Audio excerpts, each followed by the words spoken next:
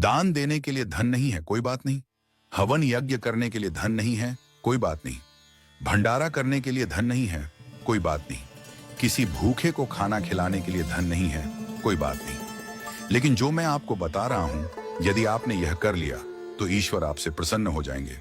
एक बार की बात है, एक गरीब महिला बस में चढ़ी।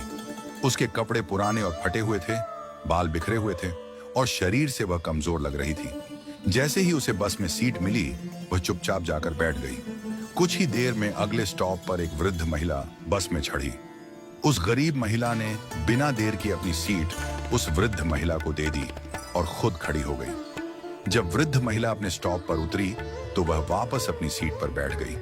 थोड़ी देर बाद एक छोटी बच्ची बस में चढ़ी। बच्ची को खड़ा देख उस महिला ने फिर से अपनी सीट दे दी और खुद खड़ी हो गई। बच्ची का स्टॉप आने पर वह वापस अपनी सीट पर बैठ गई। इसके बाद एक गर्भवती महिला आई। इस बार भी गरीब महिला ने बिना सोचे समझे अपनी सीट दे दी और खड़ी रही। गर्भवती महिला के उतरने पर वह फिर से अपनी सीट पर बैठ गई। थोड़ी देर बाद एक सामान्य महिला बस में चढ़ी। वह न वृद्ध थी, न बच्ची, न गर्भवती, पूरी तरह स्वस्थ लग रही थी। फिर भी गरीब महिला ने अपनी सीट छोड़ दी और उस महिला को बैठा दिया। यह सब देखकर बस में बैठी एक अन्य महिला, जो एक अध्यापिका थी, बहुत आश्चर्यचकित हुई। उसने सोचा, वृद्ध महिला, बच्ची और गर्भवती महिला के लिए सीट छोड़ना समझ में आता है, लेकिन एक सामान्य महिला के लिए बार बार सीट छोड़ने का क्या कारण हो सकता है। जब बस अपने आखिरी स्टॉप पर पहुंची तो अध्यापिका ने गरीब महिला से पूछा, बहन, मैंने देखा कि आप बार बार अपनी सीट दूसरों को दे देती हैं। आपका भी उतना ही हक है सीट पर बैठने का, फिर आप क्यों खड़ी हो जाती हैं?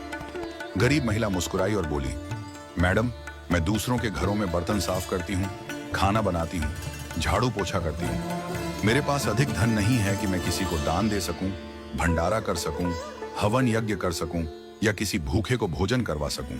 लेकिन मेरे पास मेरे कर्म हैं और मैं अपने कर्मों से दान करने की कोशिश करती हूँ। उसने आगे कहा, मेरे अच्छे कर्म ही मेरे ईश्वर के खाते में बैंक बैलेंस बढ़ा रहे हैं। इन्हीं कर्मों के कारण मेरा परिवार सुखी है। मेरे बच्चे पढ़ाई करते हैं, मेरा पति मेहनती और समझदार है। हमारे पास बहुत अधिक नहीं है, पर जो है उसमें हम खुश हैं। जब मैं अपने आसपास देखती हूँ तो पाती हूँ कि लोग कितने दुखी हैं, लेकिन मेरे अच्छे कर्मों की वजह से दुख मेरे जीवन में नहीं आता।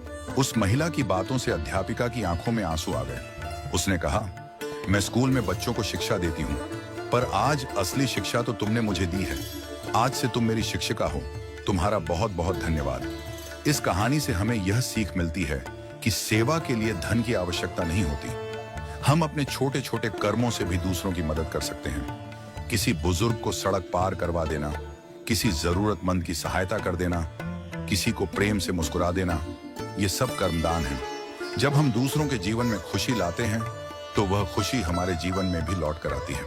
हमारे दादाजी कहते थे, अपने अच्छे वक्त में बुरे वक्त की तैयारी करो और बुरे वक्त में अच्छे वक्त की। जब अच्छा समय हो तो लोगों की इतनी मदद करो कि बुरा समय कभी आए ही ना।